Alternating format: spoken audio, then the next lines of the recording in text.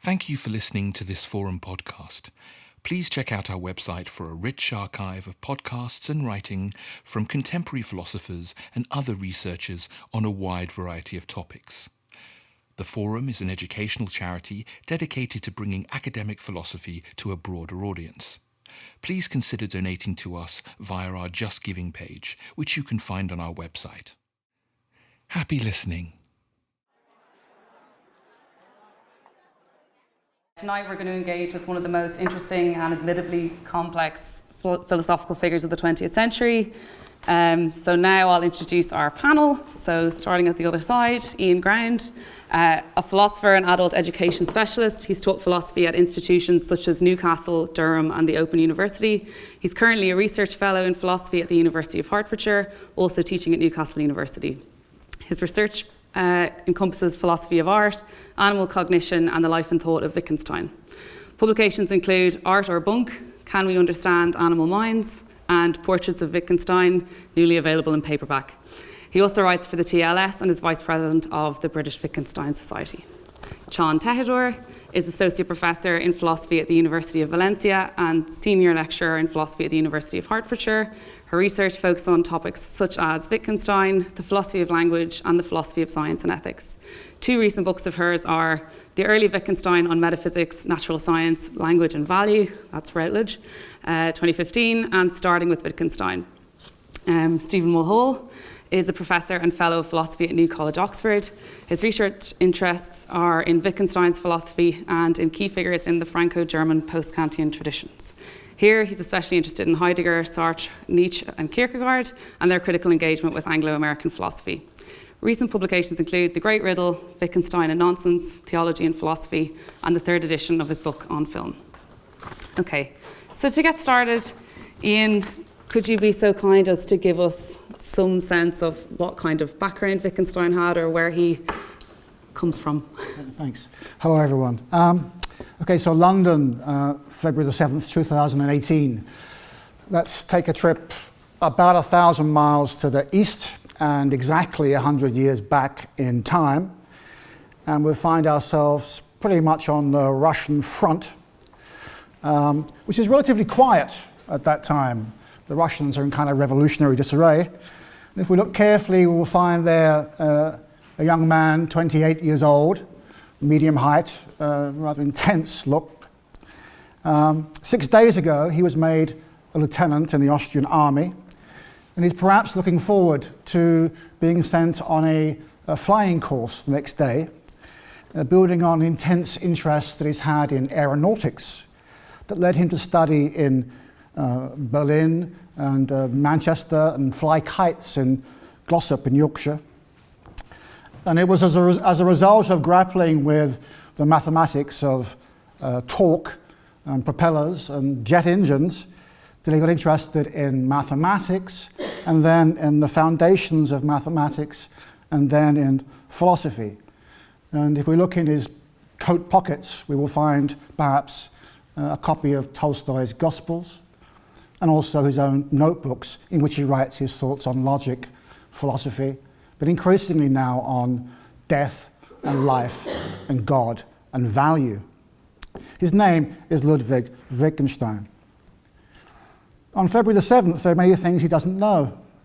One thing he doesn't know is that in 9 months' time, despite improvising a mortar from a tree trunk and brass wire to defend himself, he'll be captured by the Italians and become a POW for the rest of the war.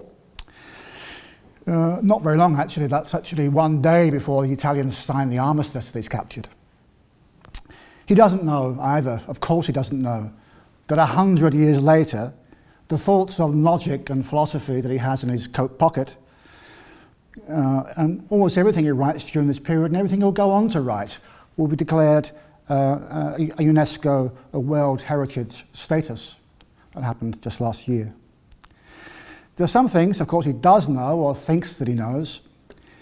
He knows, he thinks, that he has solved all the foundational problems of philosophy. He knows also, he thinks, that everything he has written in solving those problems is fundamentally unimportant compared to what he thinks really matters. So explaining that is what we're about tonight, I think. Ludwig was born in Vienna in 1889 into a Viennese family of huge wealth based on steel and arms and banking in a vast and luxurious so-called Palais Wittgenstein in Vienna. He was the youngest, 3 sisters and 4 brothers. They were all in different ways extraordinarily talented and all in different ways victims of their very overbearing father, Karl. One thing that held them all together, must be said, was music. The Palais Wittgenstein was visited regularly by people like Strauss, Brahms, Clara Schumann, Mahler at least once, and Bruno Walter. Ludwig himself began learning the piano but gave it up, either because he was badly taught or because of the ferociously high standards set by his brother, especially Hans, actually. Ludwig, or Lucky as he was known in the family, was schooled at home first of all, and then at school in Linz, where he was an unhappy and not very successful student. He briefly overlapped, infamously, with someone who's the same age as him, but 2 years down in school, one Adolf Hitler. After school, he went on to study engineering in Berlin and in Manchester, and became increasingly interested in the foundation of mathematics and logic. In 1911, this is rather extraordinary, he took himself off to Jena to meet the great logician of the age, Frege, and talk to Frege. Frege recommended that he go to Cambridge and study as a guest student with Bertrand Russell.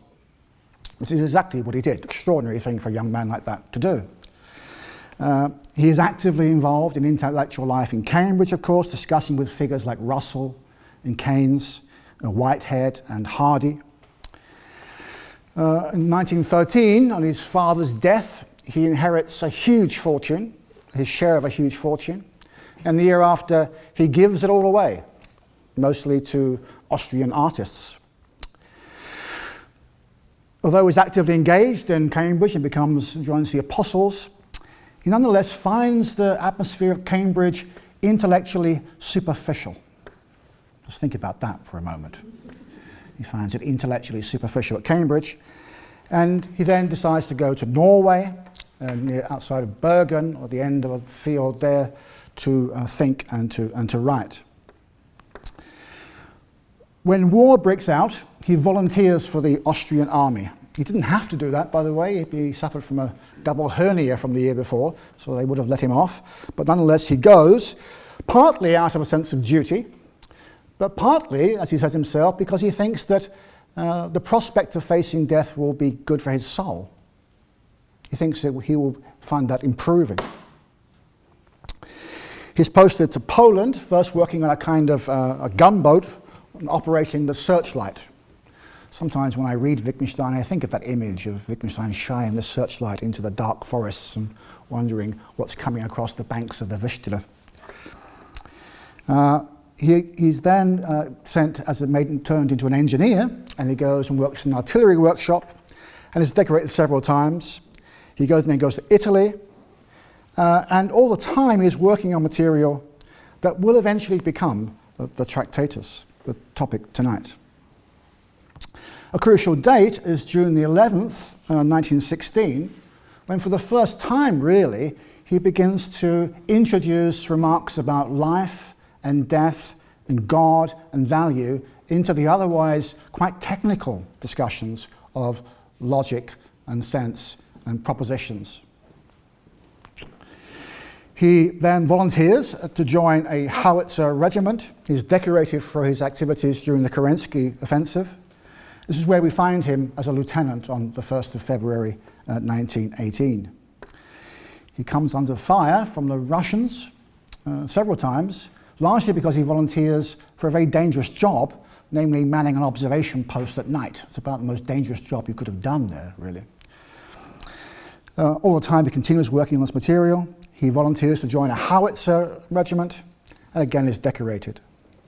Again, in November, he's captured by the Italians one day before they sign the armistice. But in March of that year, he had pretty much completed the arrangement of his philosophical remarks into a form which is at least very similar to that we'll take in the final version of the Tractatus. In July of that year, he takes his last leave near Salzburg and completes the manuscript of what will be published in 1922 as the Tractatus Logico-Philosophicus. In that work, Wittgenstein takes himself to have completed the task of philosophy, and as a result, immediately after the war, he will give up philosophy and become a school teacher in Austria. He will not return to Cambridge until 1929. He will then begin working on a new philosophical approach that is at once a continuation of his early work and, at the same time, a renunciation of it in favour of something new. So that's a kind of sketch of the early life of Wittgenstein in this period. Thank you so much. It's obviously an extraordinary philosophical life. I'm just wondering if any of you think, in general, there are traces of that kind of a life in his philosophy. I think the biography is very important to the work, or? I think that his biography is actually crucial to his work, and it's very telling of his work that he's a philosopher who comes to philosophy very much from the outside, thinking about what is this thing, what is philosophy. I think it's something that marks his entire philosophical life. Certainly interesting that he, undergraduate degree, a very non-standard route into philosophy. Stephen, do you see any of these? Yeah, and I think that's absolutely right. I guess also a crucial aspect of his life that finds expression in the book that you're going to be kind of moving on to in a minute is the way it connects to the culture of the time. I suppose one way of characterizing it would be as a kind of modernist piece of writing.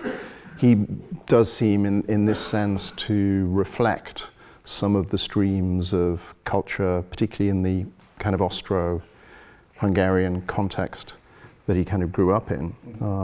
Some of those artists that he gave his money away to. If you look at the Tractatus, it really doesn't look like the standard form of analytic philosophy of the time.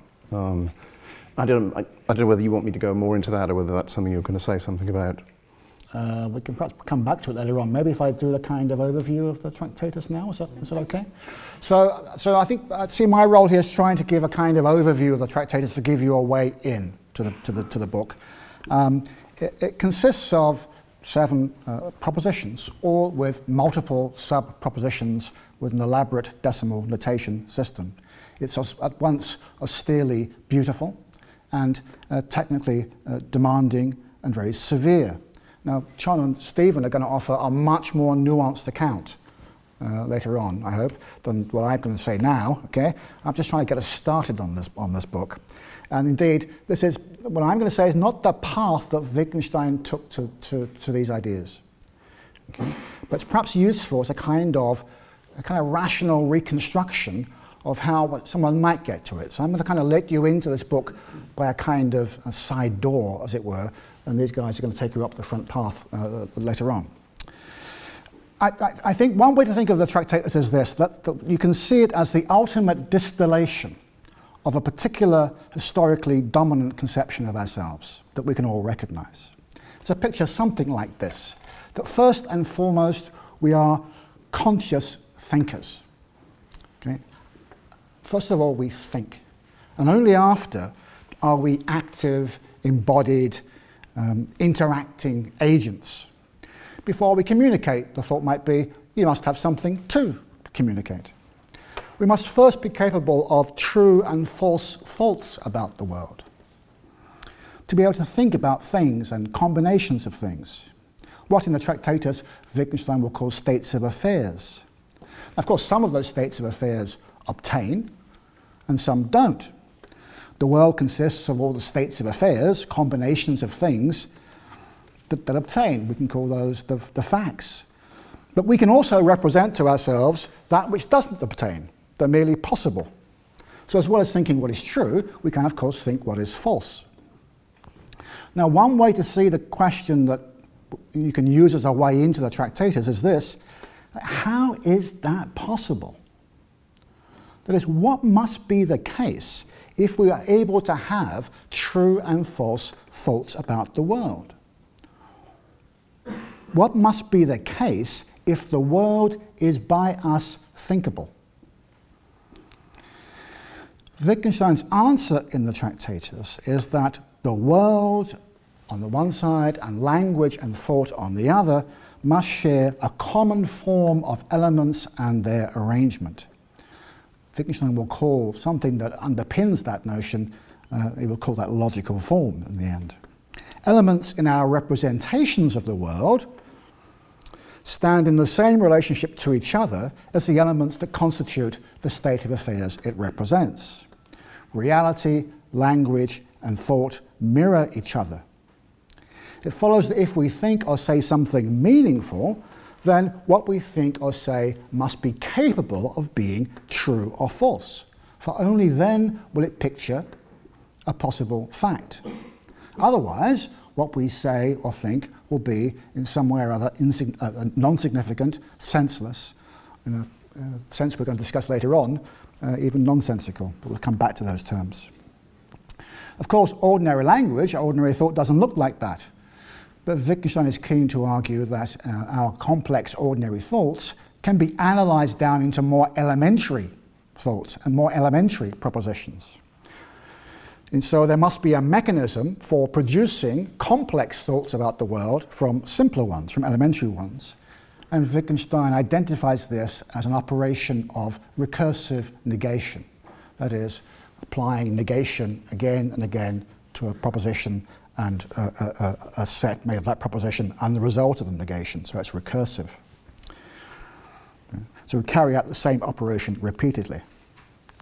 Now, in articulating this account of how it is that we can think and speak at all, the Tractatus gives expression, kind of sublime and exact, not, it can be argued, in a wholly original way, to a conception of ourselves that's already latent in our intellectual culture. It's a conception of ourselves as representing beings, as minds who represent the world to ourselves. That we think and say things that are true and false, that we have reliable means of acquiring truths about the world, which we can call science. This picture of the nature of mind and of ourselves is really the default conception in our intellectual culture. It dominates, for example, today, the cognitive sciences. Minds are representational engines. That's what we do. The Tractatus can be seen as an attempt to distill that picture. This first order account of the kind of broad brush account of the Tractatus has some interesting implications. Okay? For example, if you think that, I don't know what, dolphins or the great apes, okay, or aliens or AIs for that matter can ever think, okay, then the same underlying structures must be in operation as Wittgenstein thinks are in operation in our case. So if we study cetaceans or SETI scientists studying alien transmissions, some kind of fantasy like that, then those communications, if they represent anything in the world, will have the same kind of structure and have the same logical form. Notice that structure is entirely independent of the species life of the organism, its environment, or such contingencies as how it brings up its young. The possibility of meaning in the Tractatus is logically separated from how in particular creatures it comes about. The only constraint is that the structure allows meaning to be possible. And what's strikingly original about Wittgenstein's account in the Tractatus is the way he draws out some of the implications of this account of how representation is possible. The general constraint that what can be meaningfully said must be structured in this way applies now, first of all, to what philosophers have wanted to claim over millennia. For philosophers make claims not about what happens to be true, but about what must be true. But if the account offered in the Tractatus about how thought works is correct, then those philosophical claims are not capable of being true or false in the relevant sense. They will be, in some sense or other, meaningless. Here's an analogy for you. Okay? I can use chess notation to describe the actual position on a chessboard and describe possible positions on a chessboard. But I can't use chess notation to say how chess notation does that. I need to go to, in this case, to English to explain how to do that. Okay. The fact that chess notation works shows itself, okay, in how it's used to depict those positions. But I can explain it in English. But if we now want to explain how not just any particular natural language, but language and thought as such represents, there's nowhere else I can go to describe how it's done. There is only the showing left. A last implication that we'll come back to very shortly, I'm sure, is about values. Okay? According to the Tractatus, in ethical thought, I am not representing how the world is one way rather than another. So strictly speaking too, ethical talk will lack sense in the way that our ordinary statements lack sense. Still, according to Wittgenstein, we are ethical beings, the ethical is real. And teaching us how to live in the light of that thought was, Wittgenstein believed, the true aim of the Tractatus. So with the relentless honesty that characterizes all of his thinking, Wittgenstein applies that thought to the Tractatus itself. The relationship between thought and the world that the Tractatus articulates is not one amongst the many facts in the world, it's a condition of there being any thinkable facts. So philosophy is a futile attempt to say what cannot be meaningfully said, but can only show itself. Similarly, the propositions of the Tractatus have the same status. They will be, as he says, like rungs on a ladder. You can use them to climb up to a position where you can see the world as it is, you can see the world aright, but then the task is to throw the ladder away. So one of the characteristic and puzzling features of the Tractatus is the way in which its own claims are applied back to itself. Now, my remarks here are also just very bottom rungs on the ladder, and I hope now we can move on and you guys can take them further up that. Thanks very much.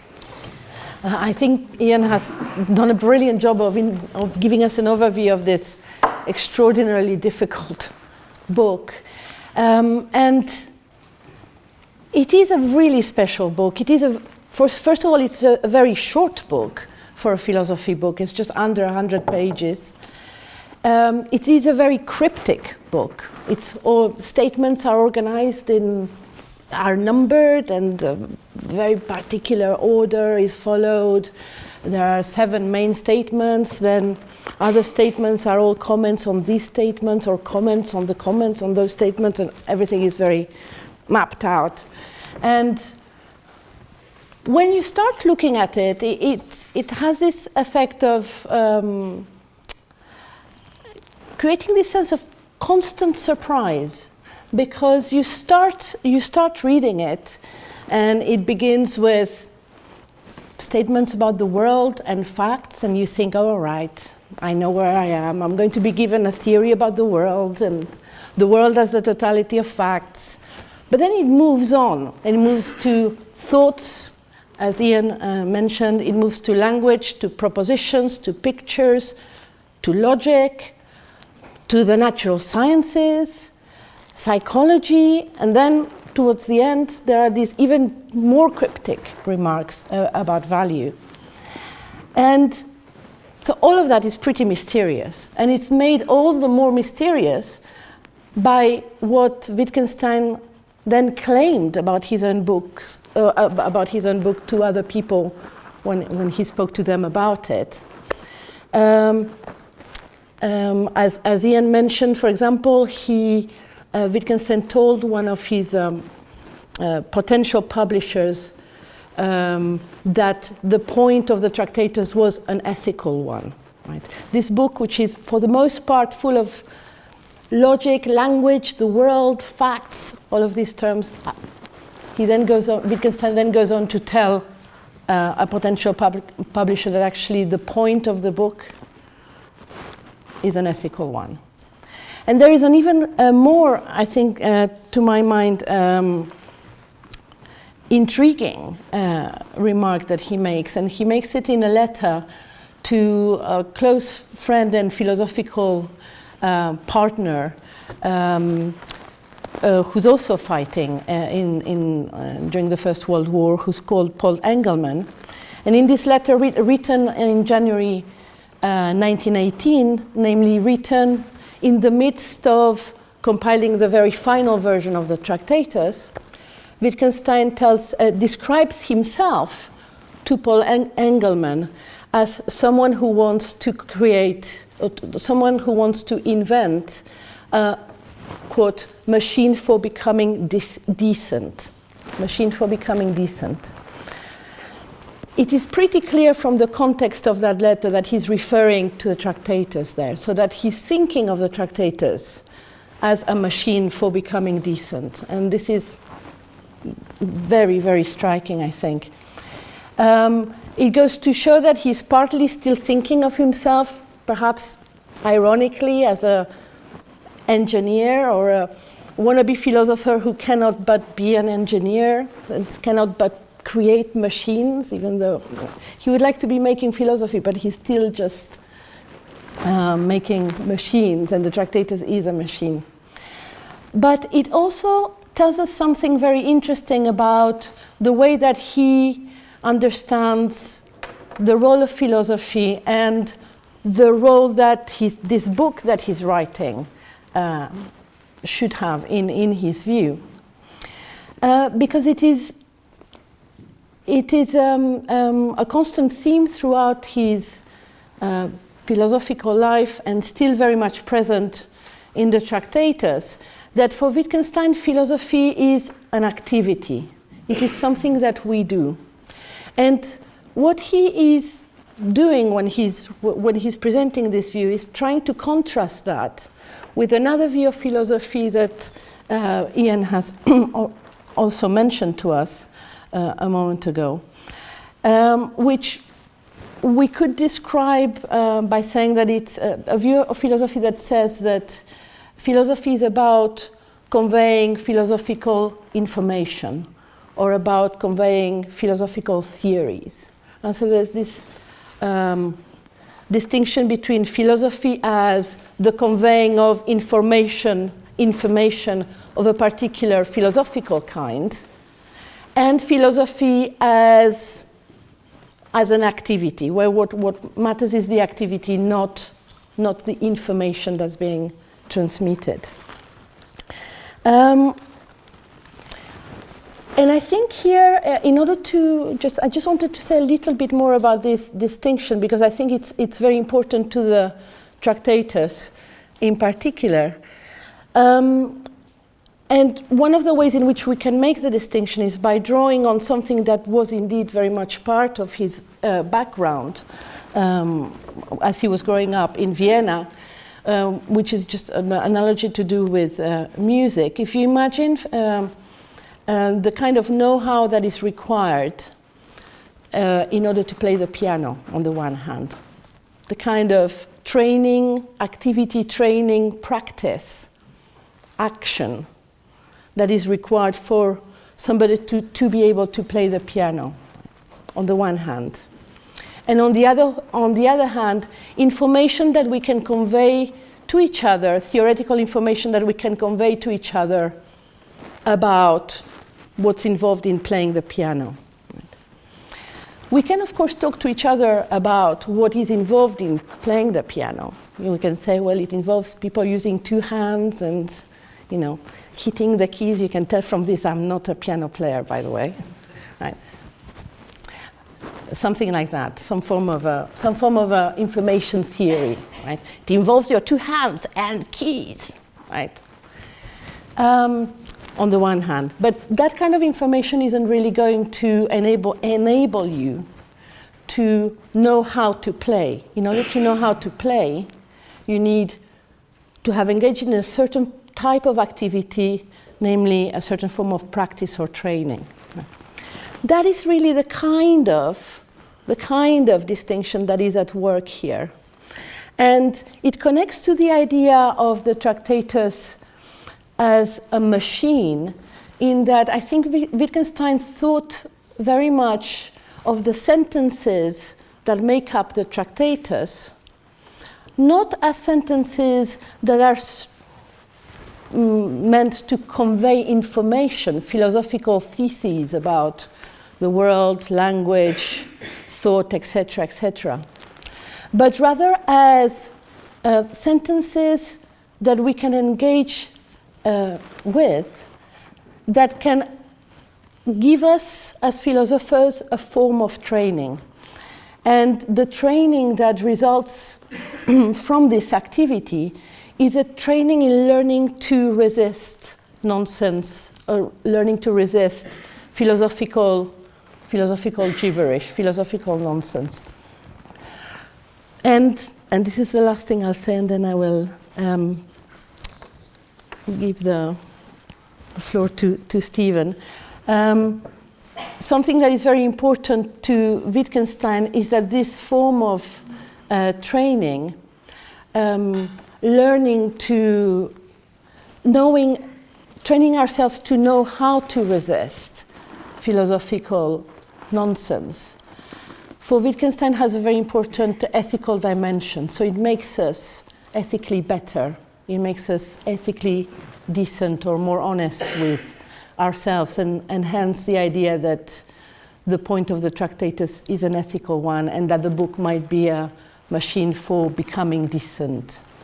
So, but I wonder at this point, could we stop and check in and see if there are any questions? Anyone? One here, and then anyone else? Okay, one here too. Okay, so speak up, because we don't have the roving mic today, so. Just a quick one. Is there any story behind the name Tractatus? Like, it's quite an odd first glance name, so wondering about that. Yeah, and then, who else do you have? Is yourself? Yeah. Just inquiring about the point that is a device to make us more decent, since I think in the Tractatus he says that we cannot really make propositions about ethics. So how far would that give us an insight there, apart from saying what we cannot know about ethics? Okay, so just for the purposes of recording, so one about the name Tractatus, and then one about decency and sort of propositional role there. Well, I can happily take the second one, since that's a way into what I'm supposed to talk about. Do you want to say something about the Spinoza? I think that's probably that. So there certainly seems to be some kind of reference back to Spinoza's ethics going on there, and certainly in the way in which the book is structured. And many people have commented on the kinds of overlap there are in content as well as in form between the Tractatus from Wittgenstein and Spinoza's ethics. Whether Wittgenstein was consciously doing that is a harder thing to say. If I may, I just a tiny addition to that. I think that the title is like that because he wants us initially to believe that he is going to present us something like a treatise, because the work that he requires us to do in the Tractatus requires that we try to engage with this book as if theses are being presented in front of us, are being presented to us, and to try to take them seriously. And that's how the training starts. So that was just yeah. So should I maybe say something about the ethical, or do you want to take more questions? Sure, no, I think Before this we- is a good, yeah. natural way to move in. Okay, so both Ian and Sean have been pointing out that in a certain way this is a very short and a very simple book, and in a certain way it's an incredibly challenging and complex one. You could just summarize it in terms of 7 propositions, right? In a certain way, the form of the text strongly suggests to the reader that if you properly grasp all 7 of those propositions, then you've grasped the whole structure of Wittgenstein's thought here. And it takes him most of the book to set up what Ian was describing as a kind of depiction or a picture theory of meaning, right? All of the apparatus that he needs, a set of claims about the nature of reality and a set of claims about the underlying nature of thought and of language, to make it possible to say, look, the way in which we represent the world, both in our thought and in our language, is such that it's only possible if there's a certain kind of isomorphism right? A kind of reflection of formal similarity across all three of those domains or media. So by the time you get to proposition 6, he kind of summarizes that story about the necessary structure of representation of the world by saying really that the general form of the proposition is things are such and such. Now, on the one hand, that just seems like an incredibly simple thought, maybe even a simplistic thought. If you think about the way ordinary language normally works, it looks as if it works in a whole range of very different ways. Now, it's true that one of the things we do is describe the world, depict it, claim that things are a certain way in the world, and then go and have a look and see whether we've got it right or whether we've got it wrong. We say the cat is on the mat, and well, either it is or it isn't. And the way to find out is to go and look and see whether that real cat is in that relation to that real mat in the real world.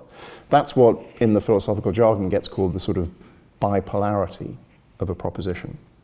So we work our way through all of this complex, austere, very minimal and epigrammatic expression. And the thought that pops out at the end of it is propositions depict reality. Right? That, as it were, the paradigm form of representation is the cat sat on the mat. Yeah. And you might think that, the mountain has labored and brought forth a mouse, really. It's hard to see on the basis of that very, very simple thought why this book is so important in the history of analytic philosophy. But you might also think that it's very easy to start thinking of counterexamples. Ways in which we use language which just don't seem in any straightforward way to meet that paradigm model. And if you think about it from the point of view of Wittgenstein's later philosophy, where he famously reorients himself methodologically and wants us to look at the meaningfulness of language in terms of the use to which we put words, what he emphasizes in that later phase of his thought is the sheer heterogeneity of language use. So from that kind of perspective, it looks as if the theory of meaning that the Tractatus is offering us as the basis for resolving all the problems of philosophy is an incredibly simple-minded one. Now, that isn't true, but one of the ways in which the book tries to get you to see that it isn't true is that in the final stretches of the book, the sixes, in other words, proposition 6 and all the propositions that are attached to it, and then finally proposition 7, he does in effect run through very, very quickly a range of possible counterexamples and gives us some clues as to how he would deal with them. Yeah? So within the remarks underneath proposition 6, that proposition which just gives us the general form of the proposition as a kind of depiction of possible states of affairs in the world, he then goes on to consider the propositions of logic, the propositions of mathematics, and certain very fundamental formal principles in the domain of natural science, all of which look on the face of it as if they don't meet his bipolarity model, his idea that in order for a proposition to make sense, it has to be capable both of being true and of being false. In other words, it captures something that could be true but isn't necessarily true. Yeah. Now, if you think about the propositions of mathematics or the propositions of logic, or the really fundamental formal principles of natural science, what, as it were, holds them together as examples of language use is that they seem to be interested in what you might call the domain of the necessary. Right? If you say that 2 + 2 = 4, you don't take that to be just contingently true, right? Something which happens as a matter of fact to be true but could be otherwise. Yeah. If you think about the principles of logic, again, the intuitive thought is that you're dealing with the realm of the necessary or the essential. You're not really identifying relationships of inference between propositions that could be otherwise. If they really are a part of logic, then they are necessary.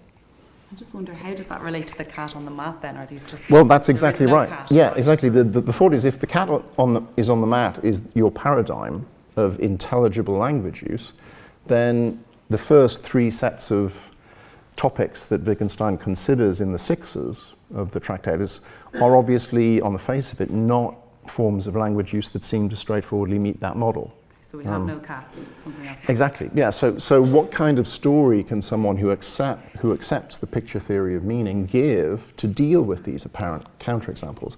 And, you know, as is the way with the Tractatus, Wittgenstein doesn't, as it were, save us the trouble of thinking about it. And I'm not going to go into the details of it, but in each case, he thinks he can tell a story which acknowledges the sense in which these uses of language don't meet the representational paradigm, the picture theory paradigm, the cat sat on the mat paradigm, and yet can be understood as standing in some kind of indirect relationship to those forms of descriptive or pictorial, depictive forms of representation. So although he's quite happy to admit that they're not themselves pictures of anything, he tells a story in each case, a different story in each case, which ties them tightly to the possibility of being able to depict possible states of affairs. Yeah. One example of that tie is what Ian was saying about chess notation. Right? On the one hand, there's what a particular use of chess notation does, which is the depictive story that Wittgenstein wants to give. And then there's the question of how is it so much as possible for there to be a system of notation which allows you to make true or false descriptions of stages in a game of chess. Right? Now, whatever it is that makes that possible, it looks as if we're entering into the domain of the necessary rather than the contingent. Right? The kinds of things that must be this way if it's possible for us to say truly or falsely that the game has reached this particular stage. That would be, as it were, the domain of the propositions of logic. Wittgenstein basically says that logic results from the availability of a pictorial structure in language, because given that pictorial structure, it's possible for you to combine the elements of language in such a way that their content cancels out. Right? On the one hand, I can depict the weather. In English, I can say it's snowing. And it might be true or it might be false. You know? But because I have that power in my natural language, it's possible for me to combine elements of English in such a way that the information content cancels out. I end up with a proposition which says either it's snowing or it's not snowing. Right? Now what happens there is that I've said something by using intelligible elements of English, but I've combined them in such a way that the information cancels out. I haven't really told you anything about the weather if I offer you that proposition. Okay? And Wittgenstein basically says that this is how logic is generated, is necessarily generated if you have a language which is capable of depicting truly or falsely the way things are in the world. If it has that power, then it will also necessarily contain as a kind of subset a way of combining the elements that make up intelligible propositions in such a way that the, as it were, the intelligibility quotient reaches zero. Right? Now that category Wittgenstein calls the senseless. Right? His picture theory of meaning is about what it is for a proposition to have sense, and his story about logic is that logical propositions are propositions which result from combining the elements of this pictorial resource in such a way that the sense cancels out, just reduces to zero. But it's very important for Wittgenstein that to talk about something as senseless is not to call it nonsensical. He draws a very sharp distinction in the book between the intelligible, that which has sense, that which is senseless, and that which is nonsensical. You know? So when he's talking about propositions of mathematics, propositions of logic, and the basic formal principles that underlie natural science, these are all potential counterexamples that he tries to tame, and he tames them in certain ways by suggesting that these tie in intelligible ways to the possibility of representation, but they don't lead us into the category of the nonsensical. Right? These are the conditions for the possibility of making sense. You know? But when he moves on within this last part of the book to what he calls the realm of value, and then to what he calls, as it were, propositions of philosophy, or metaphysical propositions, there we're moving away from the idea of propositions that have sense or have zero sense, to the idea of propositions that seem on the face of it, if you read these parts of the book, to be nonsensical propositions. So what's striking here is that ethics is being given a very different kind of treatment to logic, mathematics, and so on. And it's being tied, in the very last moves that are made in the book, to philosophy, to the status of the propositions that make up the Tractatus in the first place. And there he seems to want to say to us, just flatly, that ethical propositions are nonsensical. It's not that, as it were, their sense cancels out to zero in the way of logic. Right? It's that, in some sense, they seem to force us beyond the limits of language. And then he says, right at the end of the book, that the same is true of the propositions of philosophy. Let me just say something briefly about, as it were, the reflections he offers and the status of his own philosophical propositions, and then I'll talk about ethics. Yeah. So think about the distinction I was using a bit earlier between the realm of the contingent or the accidental and the realm of the necessary. Yeah. If the paradigmatic use of language that you're focusing on in your story about representation is, as it were, fact-stating discourse, right? Attempts to represent the way things are in the world, which may be true or may be false, what you're really dealing with there is the realm of the contingent. Right? The way things are organized in the world is, as it were, not indefinitely, but certainly to a very large extent, open to rearrangement. Yeah? Things that are a certain way might have been a completely different way. Yeah? Maybe it is snowing right now outside. Maybe it isn't. Both of those possibilities are available. And the only way in which we can work out whether we've got it right is by going out and having a look at the way the states of affairs of the world actually are, the ones we're trying to represent. Yeah? But when we're doing metaphysics, when we're doing philosophy, as Ian was saying right at the beginning, what we take ourselves to be trying to identify are things that could not be otherwise. Right? These things have to be the way they are. This is why philosophers from Plato onwards think about themselves as trying to identify the essence of things. Right? The kinds of properties or nature that things must have if they're going to be the kinds of things that they are. And in a certain way, that's what the whole of the Tractatus is doing. It's trying to understand the essence, the essential nature of representation. How it's so much as possible for us to depict reality in thought or language. Well, whatever those conditions turn out to be, they're not contingent, right? They couldn't be other than they are, because if they were other than they are, then representation would be impossible, right? So the domain of philosophy looks as if, as it were, its subject matter has to do with essence. It has to do with things that could not be otherwise.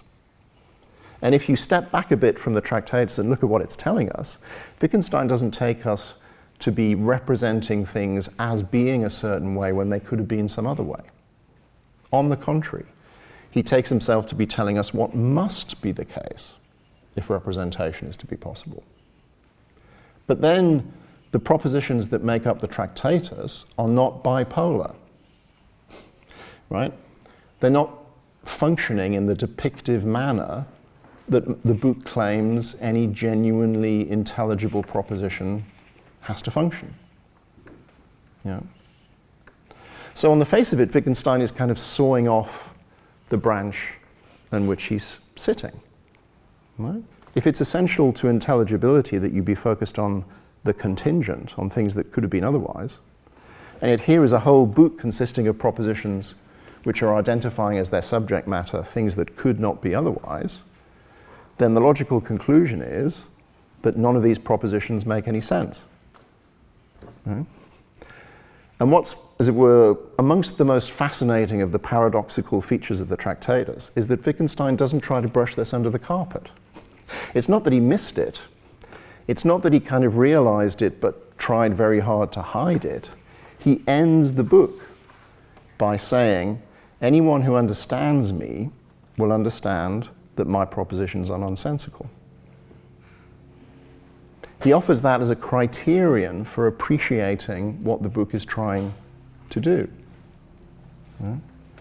So you can sort of see the problem, right? I mean, this would normally be what a philosopher would call a reductio ad absurdum of a philosophical theory. You know, if one of the implications of your theory, if it were true, is that you couldn't articulate it intelligibly,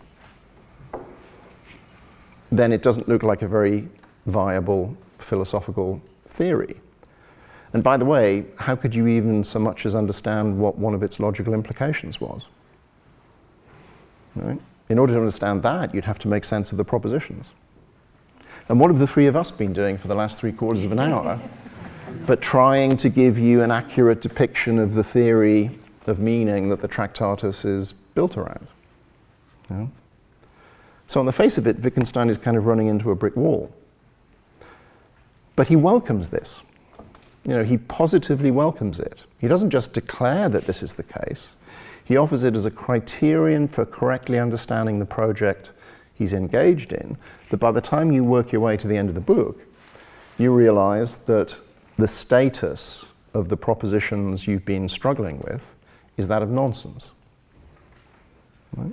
They're not bipolar, they don't have sense in the way that the cat sat on the mat has sense.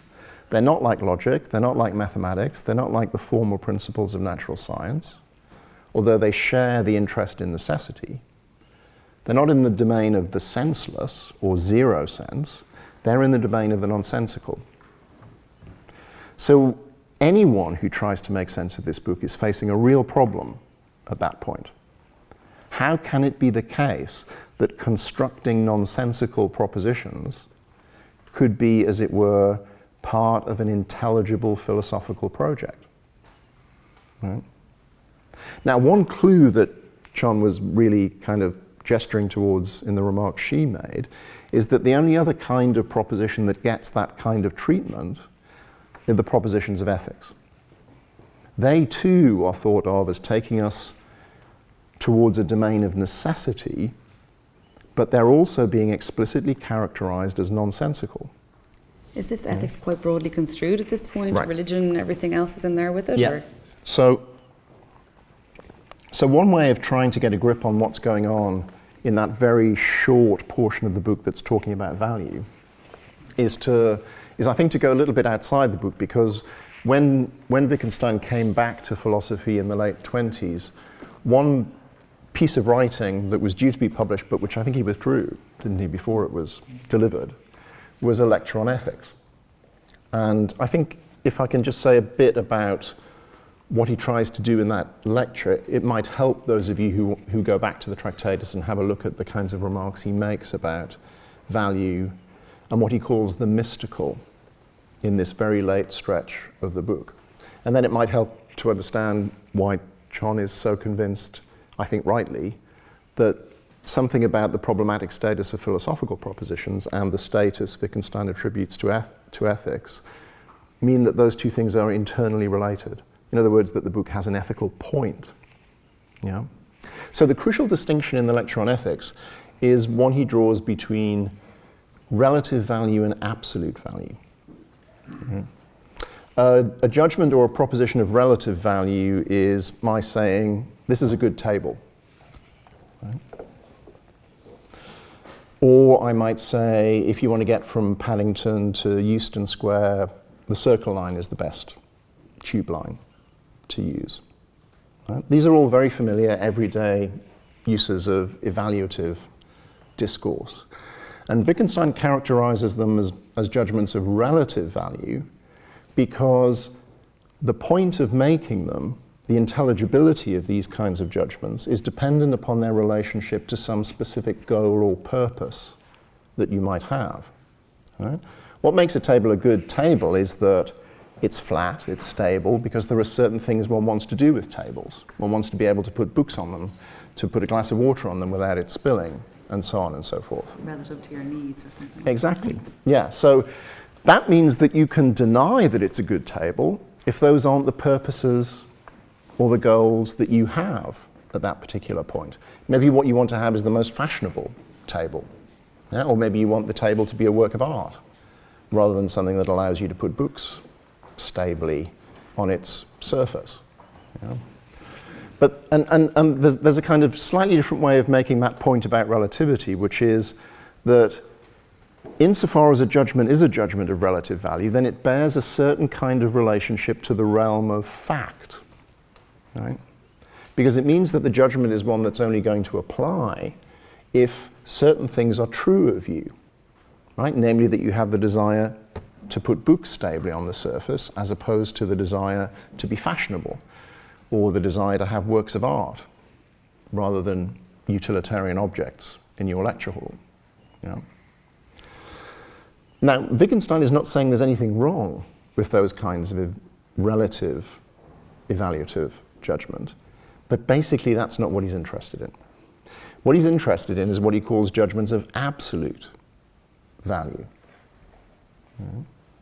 And as you might tell from the label, the thing about absolute judgments of value is that they are not relative.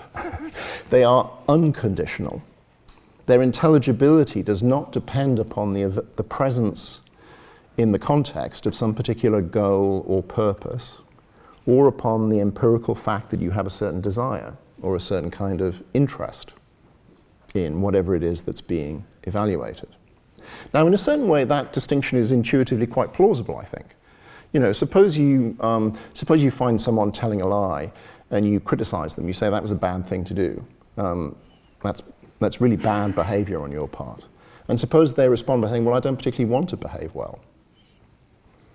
You know, I think most of us intuitively would think that's not a legitimate reason for rejecting my judgment of your lying behavior. I don't care whether or not you want to behave well. You should behave well. So the idea that there's a kind of dimension or register of evaluative judgment that is unconditional or absolute is one that I think most of us have some kind of intuitive sense for. But part of what Wittgenstein is doing in the lecture is pointing out how puzzling these kinds of judgments actually are. Because if you try to understand their logic by comparing them to relative evaluative judgments, then they become completely impossible to understand. Right? Because if what makes a judgment of relative value intelligible is the ties that it always relies upon to existing goals or purposes and to particular psychological facts about you, and then you start making judgments using exactly the same term, right, good and bad, but deliberately severing those judgments from any kind of relativity to goals or purposes or the presence or absence of desires in your psyche, what on earth is going on? Steve, I wonder if it's worth at this point, it's worth saying that that's not a distinction that Wittgenstein is kind of inventing at this point. It's a long tradition in ethics, so certainly in Kant, for example. We have the idea of hypothetical imperatives and categorical imperatives, and it's that distinction that's puzzling, because we have the idea of a kind of moral necessity, the moral must, and that's the thing that Wittgenstein's interested in, not our particular, as you say, real terms, relative demands, but these absolute, unconditional, categorical demands. Yeah, so what you've got there is a kind of a register of necessity, right? And that's what brings the treatment of judgments of value, propositions of value in the Tractatus back within the context of the sixes, right? As I was saying a bit earlier. But as it were, in the lecture on ethics, he tries to demonstrate to his audience that there's something deeply puzzling about this intuitively natural understanding of the ethical. Yeah? In the context of the Tractatus, it comes out precisely because we're looking at all of these potential counterexamples, having been told that the paradigm case of intelligible language is fact-stating discourse, right? Well, the one thing judgments of absolute value are not, one would think, are statements of fact, right? And that means, as the lecture on ethics puts it, we can't explain what they mean by contextualizing them in the realm of the empirical. Yeah? But then how are we supposed to make sense of them? Yeah? And what Wittgenstein says in the lecture on ethics, in effect, is we can't. We can't make sense of them, and we shouldn't make sense of them. In fact, he goes a step further. He says, the only reason for making them is that they don't make any sense. Right. Yes, the example of the he gives an example in that lecture of the miracle. You know, he speaks about imagine that suddenly in this room one of us grew a lion's head, right? And something that could be described as miraculous. From a certain perspective, it could be described as miraculous. And he then goes on to say, well, if it were me, and he speaks in the first person, I think that's very interesting. If it were me, what I would do in that situation is go and try and have this person scientifically studied. If it weren't for the fact that I would be hurting them, I would vivisect them to see what's gone on here. And then he says, but if I did that, I would be missing out entirely on what is ethical or religious or miraculous about the situation. So there's the idea, it's not just that the ethical or the religious cannot be put into words, it's that if you try to treat it like all of the other things that we do put into words in natural science, for instance, or in everyday life, then you just lose its ethical dimension or its religious dimension. You lose the miracle if you treat it like that. So it's, yeah. I suppose the crucial thing to bear in mind is that when Wittgenstein says, I'm offering you this account of judgments of value, he doesn't mean all judgments of value. He doesn't mean judgments of relative value. They're fine, insofar as you can tell a story about them which ties them back to the realm of the empirical, to the world of states of affairs that might be one way and might not be, then that's absolutely no kind of counterexample to his picture theory of meaning. But if you take seriously the idea of a dimension of ethics in which the absolute or the unconditional is at work, then you've got a real problem in trying to make it compatible with the story about representation that the whole book seems designed to deliver to you. Now, of course, you know, one way in which one might try to handle the problem is by saying, actually, they are representational. They're just representations of, as it were, the supernatural. You know, that which lies beyond the realm of the factual, right? And in a certain way, that's what Kant does when he puts so much emphasis on the idea of unconditional obligations. He ends up having to talk about the transcendental aspect of the self rather than the empirical aspect of the self. And there is a remark in the Tractatus at this point where Wittgenstein says ethics is transcendental. The trouble is, the term transcendental in the Tractatus doesn't mean what Kant takes it to mean, because in the only previous use of that term in the book is applied to the propositions of logic. And remember, they belong to the category of the senseless. They have to do with the limits of the world, the factual world. They're not claiming to go beyond. And of course, this idea that there is a realm of ethical value beyond the realm of states of affairs, the factual realm, it just looks like an option that the Wittgenstein of the Tractatus couldn't possibly take. Right? Because after all, if we were capable of representing both, as it were, empirical facts and evaluative facts, well, then the evaluative facts would just be part of the world of states of affairs. We wouldn't be talking about what we thought we were talking about, because the atmosphere of unconditionality or necessity would have been lost. Right? If we can represent ethical value, then it must be contingent. But it can't be contingent, because then it wouldn't be genuinely ethical value. So he doesn't really have that escape route. Yeah? So the question is, what kinds of costs and benefits are attached to regarding ethical evaluative propositions as nonsensical. If they really are simply devoid of any intelligibility, if we can't do anything with them, why don't we just stop talking about the ethical? Right? After all, as you were beginning to explain a bit earlier, that seems to be what he wants to do with propositions of philosophy. The only other category of proposition that he says belongs to the nonsensical.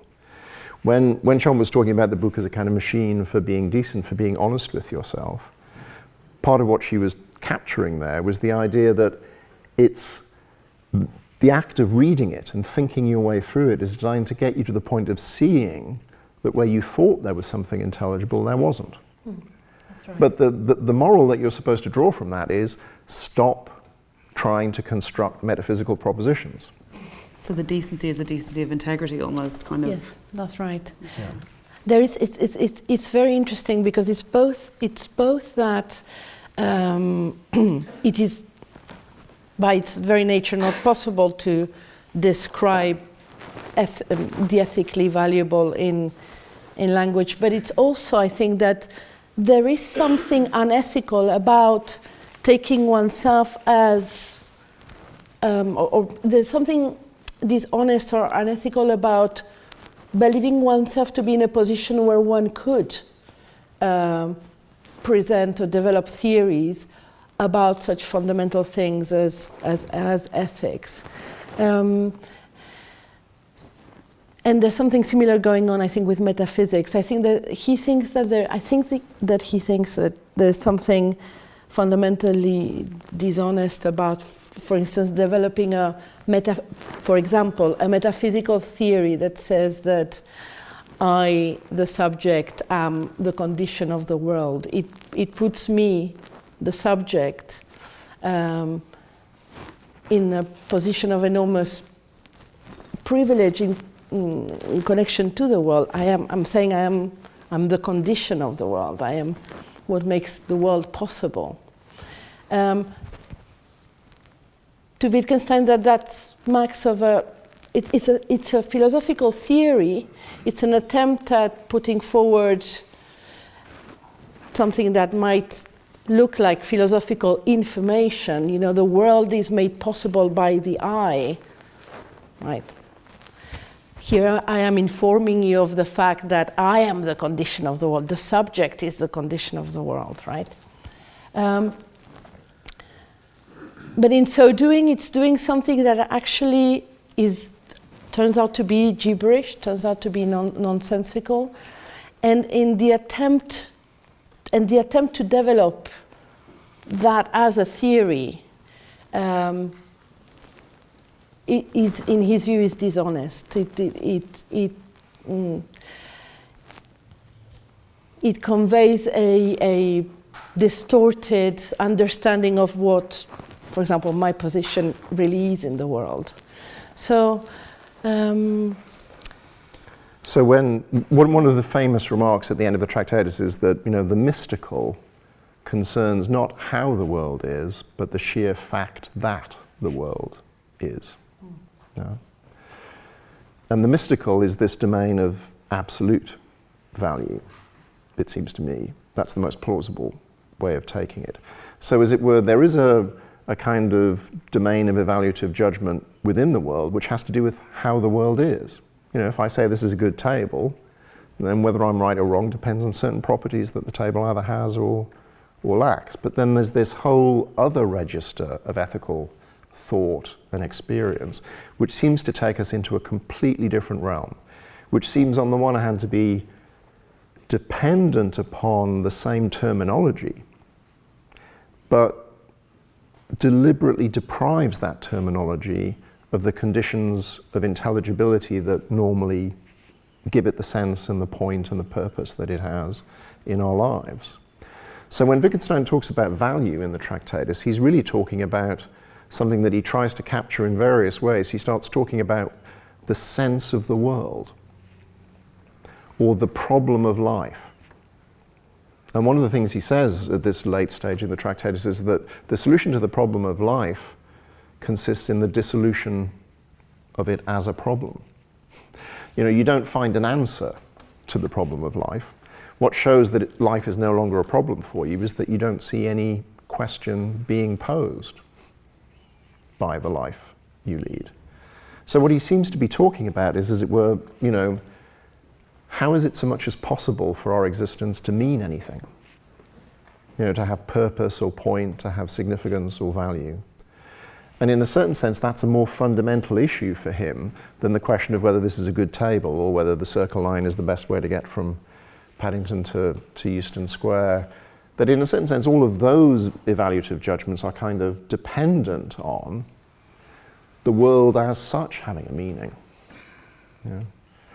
And all of a sudden we get, you know, this outbreak of mysticism, of the kind of Tolstoyan cultural material that you were talking about. You know, it was the Gospels that was in Wittgenstein's back pocket in the front line in the First World War. And most people who read the Tractatus kind of think, how on earth did we get into all this after spending most of the book trying to work out how it's possible for thought to represent reality? You know, whereas for Wittgenstein, this is where you're really getting to the heart of the matter for him.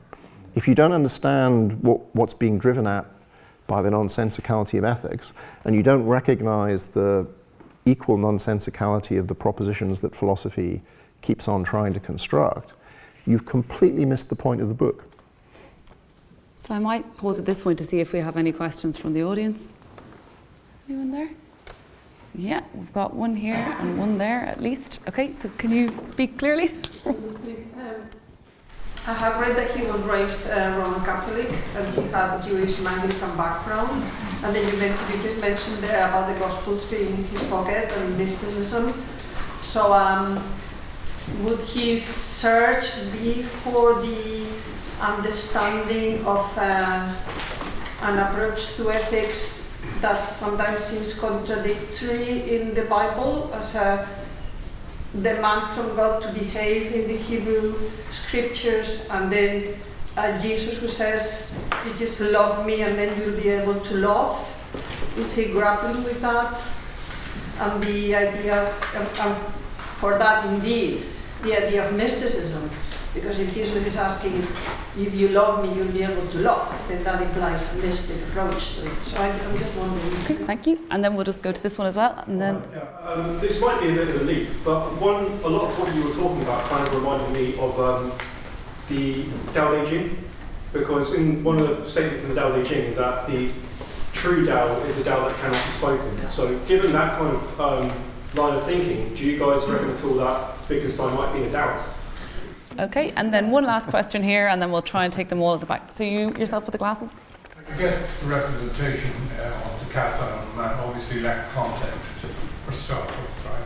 And it's not dynamic, and it doesn't represent the state of the observer at the time making the comment.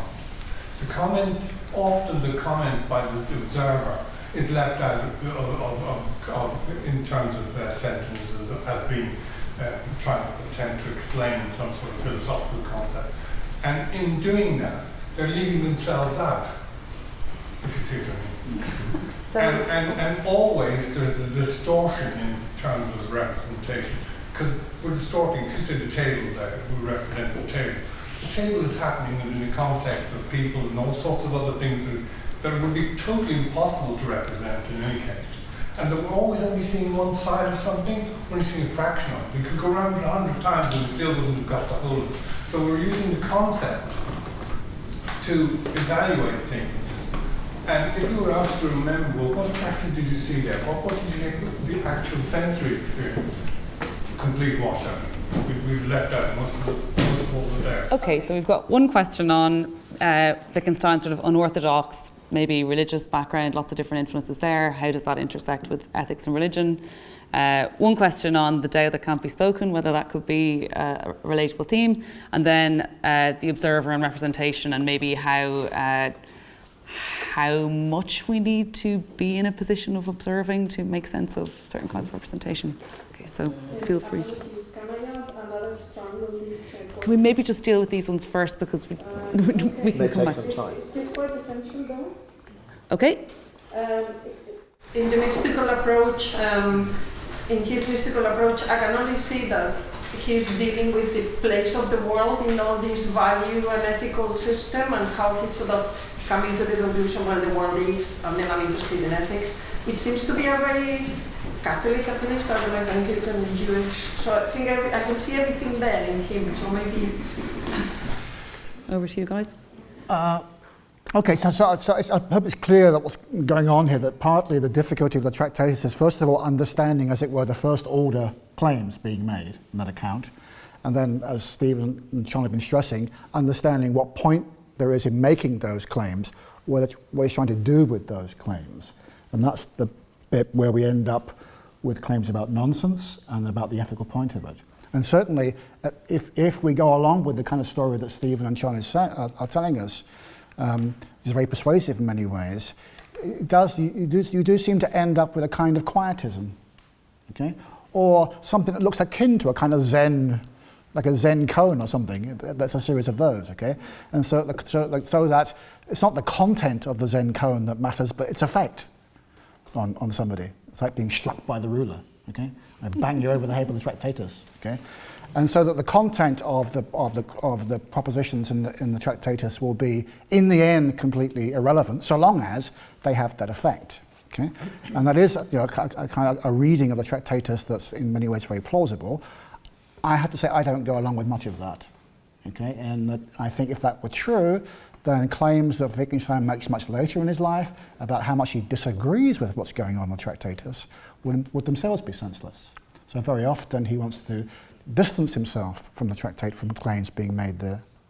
And he wanted, for example, to publish the philosophical investigations, first of all, with the title, The Philosophical Investigations Set Against the Tractatus. If it were true that the only reading of the Tractatus was one that led us into a kind of Zen-like state, I don't see how that would make any sense.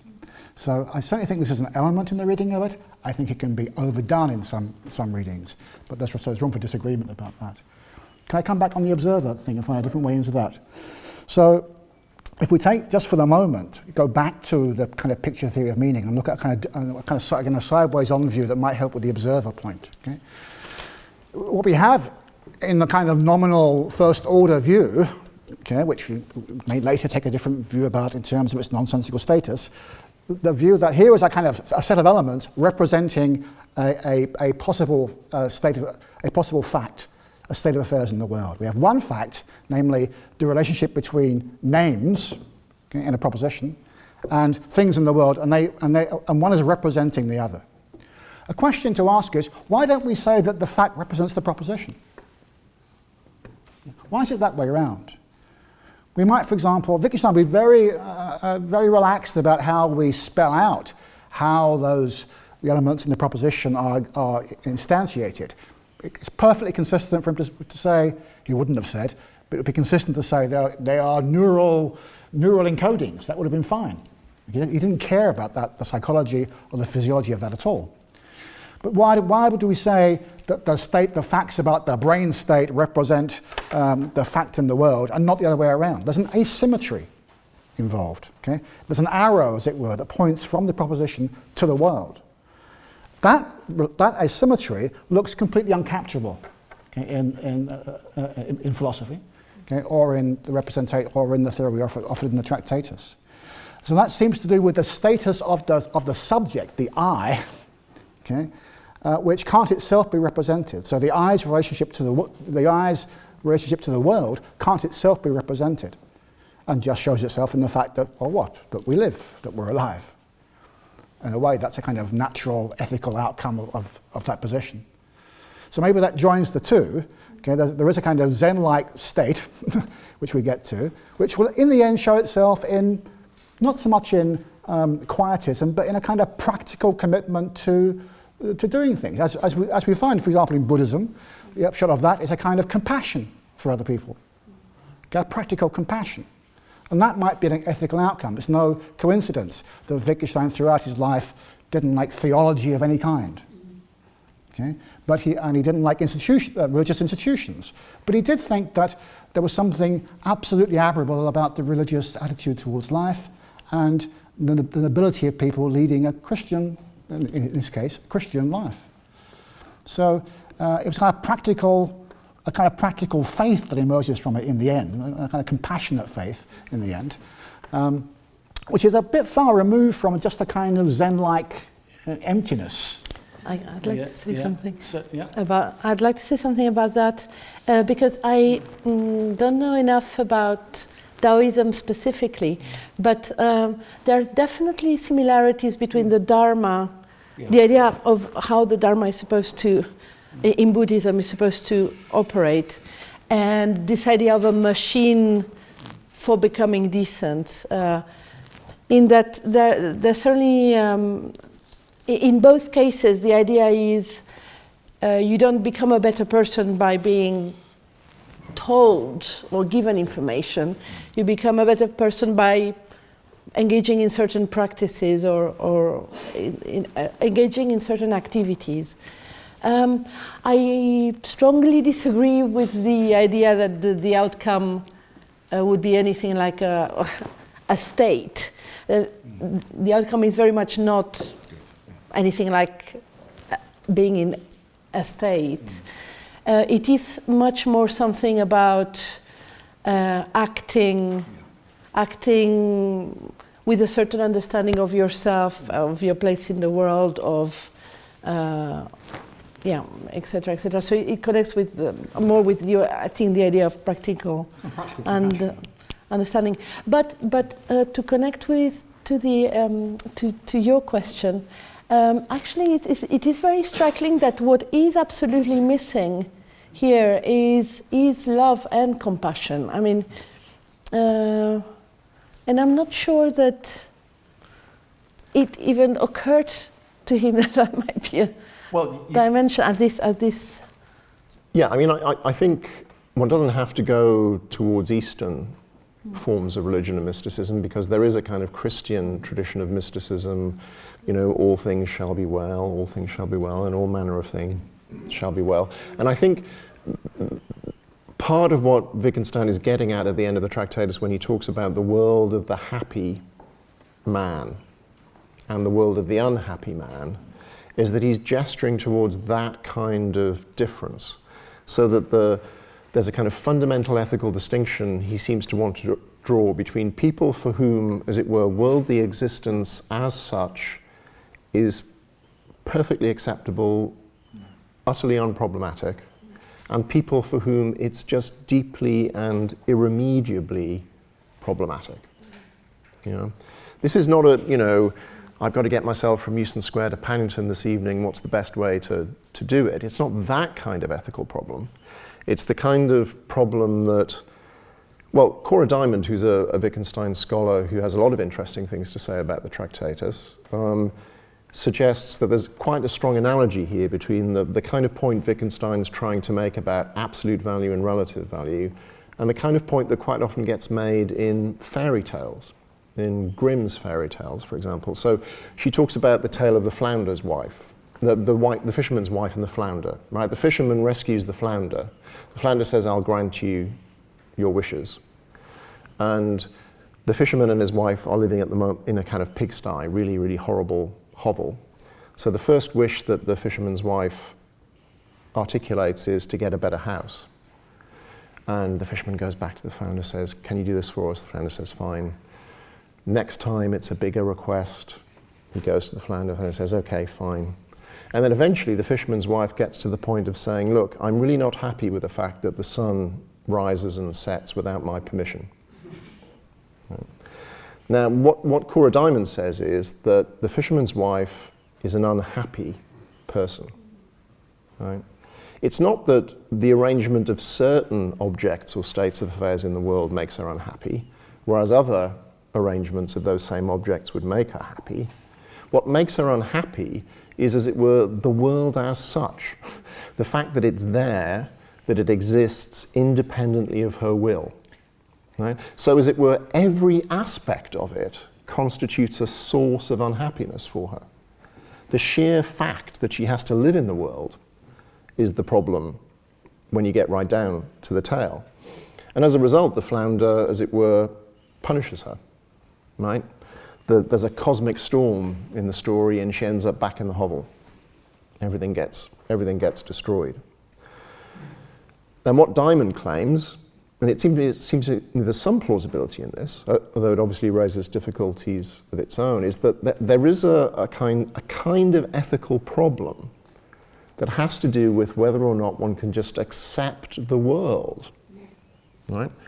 Not which particular problems one finds deeply irritating, which ones one finds fairly superficial and easy to handle, but as it were, there's a really fundamental level at which, for some people, maybe for all of us, some of the time, what we find puzzling and hard to make any sense of is just that sheer fact that there we are, having to live a life, having to make all these kinds of decisions, and why on earth does any of it matter?